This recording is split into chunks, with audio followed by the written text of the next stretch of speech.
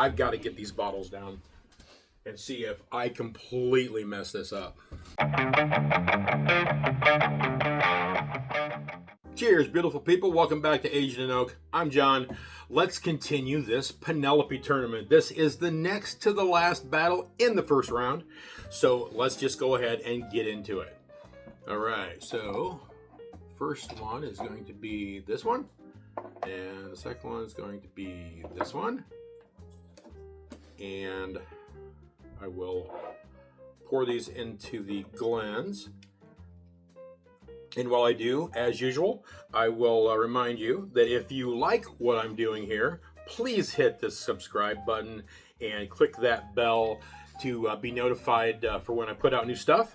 And click that like button, share it with your friends, and comment. Let me know. What you think. Let me know if the pours that I'm doing today you agree with, and we will we'll go from there. And yeah, let me know if I'm full of crap. Okay, let's get started here. Glass number one.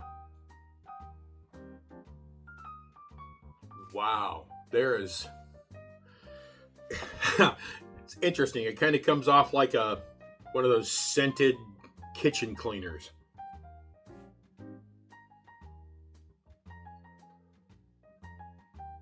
That one's a little interesting.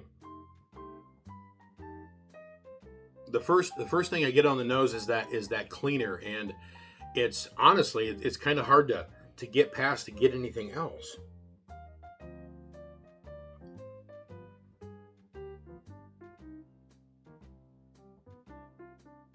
Yeah, I mean, I get a little sweetness, but right now all I'm getting is that kitchen cleaner. I mean, it's whiskey, and sometimes it's going to come off a little crazy. You know, heard people say it smells like Band-Aids. I mean, mostly that's Scotch, but you know, cleaner, fingernail polish remover, Sharpies, things like that. I mean, it's alcohol. It's going to come off wonky sometimes. Okay, let's get this on the palate.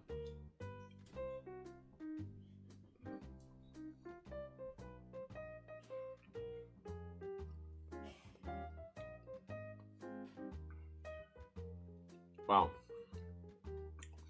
that's interesting because a little bit of that, it feels like a little bit of that cleaner transferred over to the palate.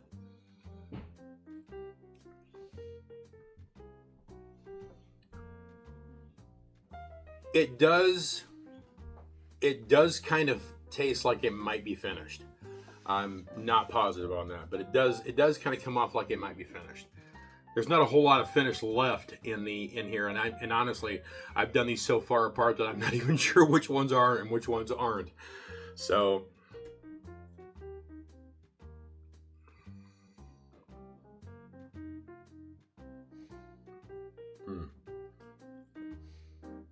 yeah, that's really interesting. It's got a. I mean, it does come off a little citrusy, and that kind of makes me think I know what it is, but that doesn't necessarily mean it is. I mean, with the citrusy, you're automatically going to go to the Valencia, but I'm not even sure right now because, I mean, I had a control pour. I think I'm good, but I've had Valencia before from somebody else, and it didn't taste so cleanery.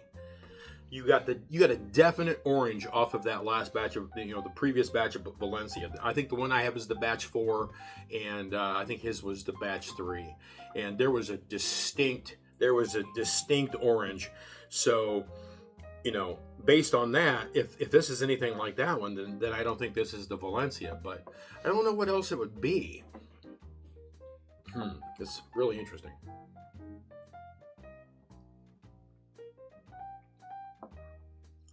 It doesn't start like a light. It starts kind of a medium. Yeah, that was just kind of hitting my palate funky today. In all of my fanboydom of, new word, fanboydom of Penelope, tonight, this one's just not hitting me like I like it. That's really odd. Yeah, I'm not gonna try to sit and figure that one out any further. But I am gonna get a little bit of a drink of water and move on to the second one.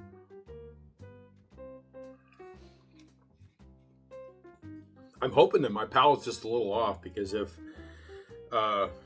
this continues to come off like this to me, I may have found my first Penelope that I don't care for. That one, that's kind of, I mean, 15 out of 16 is pretty good odds, or pretty good record rather. But I will say that I would be just a little bummed out that that it didn't hit on all of them. All right, let's get on to number 2. Oh no, that smells nice. Ooh, for a second I get a little black licorice for some reason. That was kind of odd. I don't usually. I mean, not odd for a rye, and odd for like a high rye bourbon, but yeah, and I get a little bit of almost a little bit of mint too. Did I already do the Tokai this time around?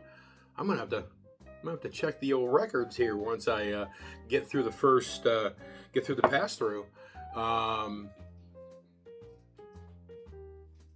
That's interesting. Yeah, everything on my nose is telling me rye. Well, let's get on the palate.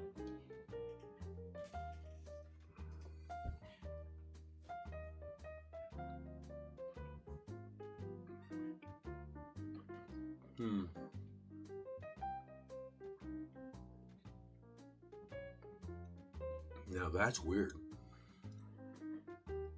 Because if this is the rye, then I should get a little bit of wine on it, because it's finished in a Tokai wine cask. I don't know. I don't want to kind of try to talk myself into something that I don't notice off the top. Let's try that again.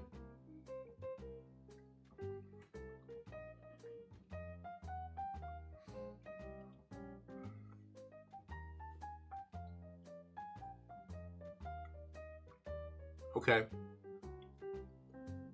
I do get a little bit of wine on that.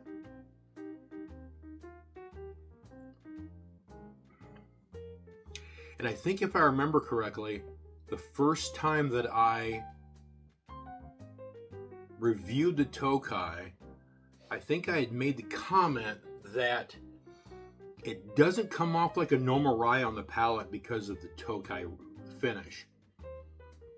But I could be talked into the possibility that this is the Tokai. That's interesting, because I don't get a whole lot of rye on the palate, but I got the rye, the things that make me think it would be rye on the nose. But I do like this. So I'm not really going to take this any further, because I like this. And I didn't care for this today. So we're going to go ahead and call this, with the winner being glass number 2. So let's find out what glass number 1 is. Glass number 1 is sample number 6. What is Tokaji Cask Rye. This is the Tokai? Oh my gosh. I called that completely wrong. How did I get rye on this and not on this? Okay, I think I might be broken. Maybe I flip-flopped the bottles. Let me find out. The other bottle, the one that won, if this is correct, is number 11. What's number 11? Number 11 is 4 grain.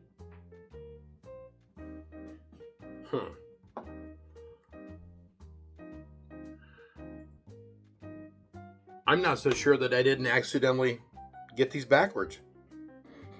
Let's try that again.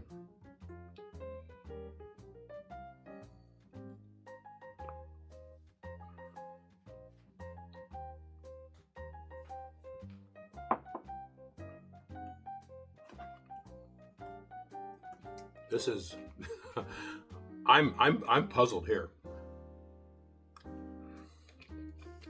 Because I've never, ever gotten the black licorice and the mint on the 4 grain.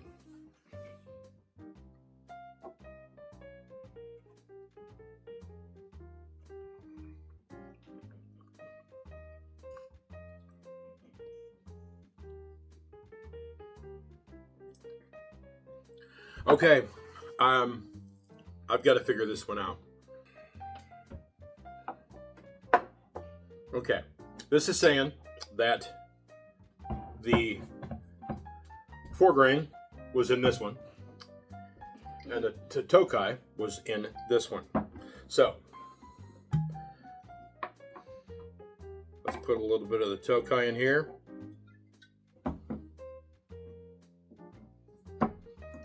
This is blowing my mind right now.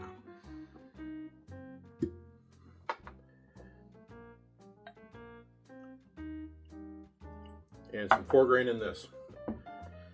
Because I got to make sure I didn't get these two confused. Like maybe set them off to the side wrong, because I didn't think I would ever pick the 4 grain over the Tokai.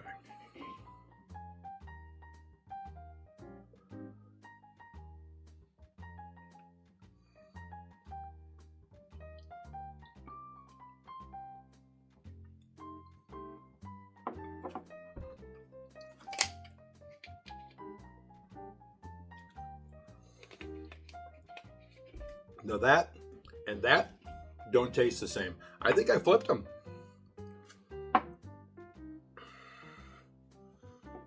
Wow. You know what? I can see by the color. Oh my goodness.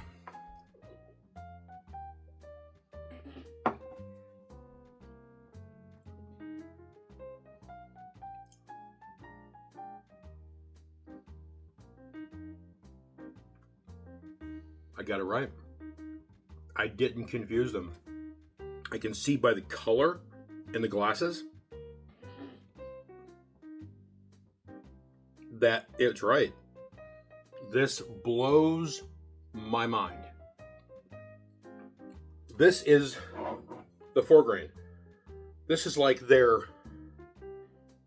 entry level 4 grain, the basis of all things Penelope.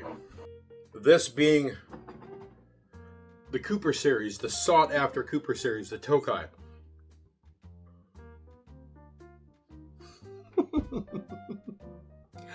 Wow.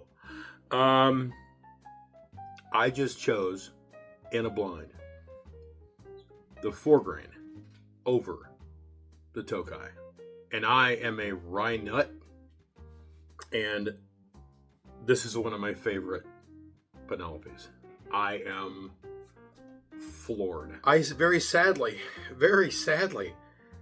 have to move the Tokai to the loser's circle.